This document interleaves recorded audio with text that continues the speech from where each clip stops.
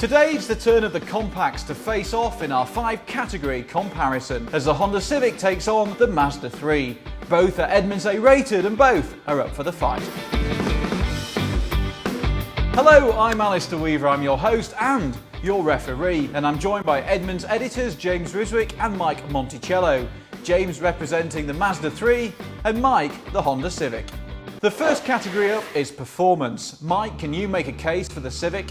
Well, I mean, if you're going to talk pure instrumented numbers like acceleration, the Civic's going to come up a little bit short versus the Mazda3, but there's a lot more to the Civic than just pure numbers. You know, it has this nice lightweight, responsive feel. The suspension is well tuned, handles mid-corner bumps really well, which is not that common for the compact class. It has this small diameter steering wheel that kind of makes it feel sporty, and sometimes you just want to feel sporty, you don't actually want to be sporty. Unlike most Hondas, it actually brakes really well, and it didn't have brake fade like we've had in the past with Honda. Well, the Mazda3 isn't just better to drive than the Civic, it's better than every other vehicle in the class. Now, there are 2 engines available in the 3, both of which have basically the same fuel economy as the Civic, but both of which are a lot quicker than the Civic. Now, there's a conventional automatic transmission on the 3, and in general, the 3 is just far more rewarding to drive. Better steering, better handling, and you just feel more connected to the car. Nice try, Mike, but this one's easy. First blood goes to the Mazda3. Moving on to category 2. James, does the Mazda sacrifice comfort for performance? Not really, although I would say that the Civic probably has a more comfortable ride. However, the quietness in the interior is about the same between the 2. I would note that I find the 3 seats a lot more comfortable, especially if you opt for the power seats. They're well contoured, nicely bolstered, and supportive around turns as well as over distance. And I would add that as a tall person, I've never been able to get comfortable in the Civic. The 3 is a bit better. What's with the tall jokes? As far as the viewers, I could be 6'4". I said nothing about you. You know what I like about the Civic is that you don't feel like you made this big sacrifice because you bought a compact car. It's pretty much the most comfortable ride in the class, none of the bouncing, bucking, and bobbing that you find typically with these cars. And it's definitely a more comfortable ride than the Mazda. And yes, it has a CVT, so full throttle acceleration is going to bring some engine drone. But overall, road noise is impressively squelched, and I might have just made that word squelched up. This is a toughie. If you're a tall driver, you're better off in the Mazda, and I'm certainly no fan of the Honda's CVT gearbox, but the Civic still just shades it. A point to the Honda. A point for small people. Mike, tell me about the Honda's interior. Do you find it to scale? You know, in general, the Honda's interior actually is really well done. The one thing we don't like is the touchscreen. It has these functions buried in sub-menus, and you know, you've got to get beyond this weird 2-tier dash thing that it has going on. But once you get used to it, you realize having a large digital speedometer right below your line of sight is actually really handy. Now, the trunk is slightly smaller than the Mazda's, but the opening in it is nice and wide. The Civic has a lot more usable storage bins throughout the cabin than the Mazda, and the Civic comes with a standard rear view camera. You know, this isn't even really close as far as I'm concerned. The 3 has superior design and materials and almost makes the 3 feel like a more upscale vehicle. It also has a superior tech interface with a redundant touchscreen and Audi MMI-like knob controls that are definitely a step up on that touchscreen in the Civic.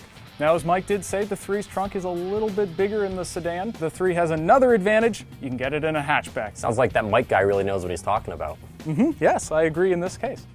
Oh. The Mazda is a clear winner and gets another point. Now, no one's buying either of these cars as a premium alternative, so value matters. Does the Mazda stack up? First and foremost, from a fuel economy perspective, you get basically the same fuel economy as the Civic, but you get more power.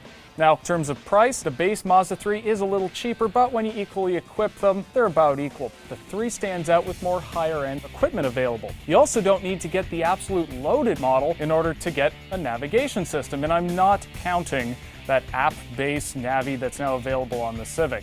You have to have an iPhone 5 and an HDMI cable, and there are some functionality issues. It's true that real-world fuel economy isn't quite as good in the Civic as it is in the Mazda. We managed 34.8 mpg on our evaluation loop, which is still pretty dang good.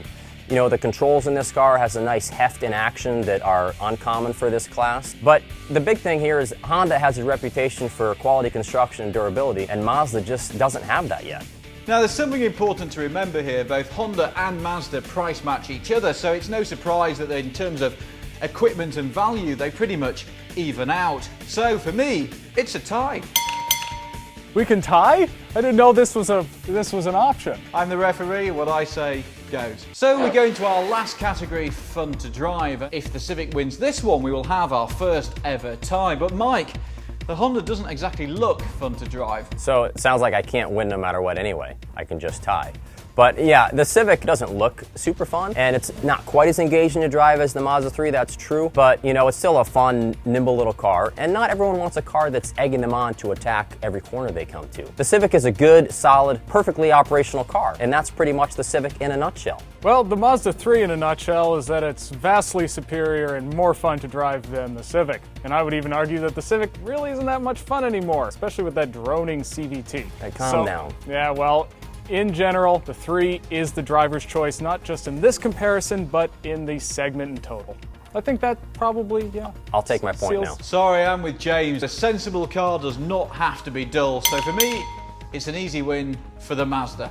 It's a tough blow for Mike, but for us, the Mazda 3 is a worthy winner. But tell us, what do you think? Be sure to click here for full reviews of both the Civic and the 3, and subscribe to the Edmunds channel for all the latest videos.